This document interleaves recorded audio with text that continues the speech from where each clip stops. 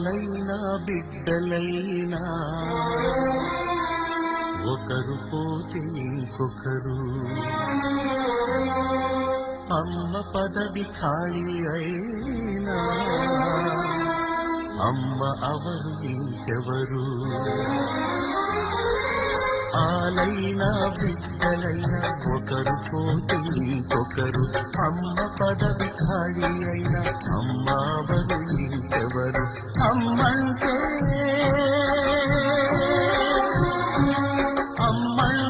విరమించని బట్టి వెట్టి చాకిరి. అమ్మంటే రాజీనామా ఎరగని నౌకరి. ఎవరు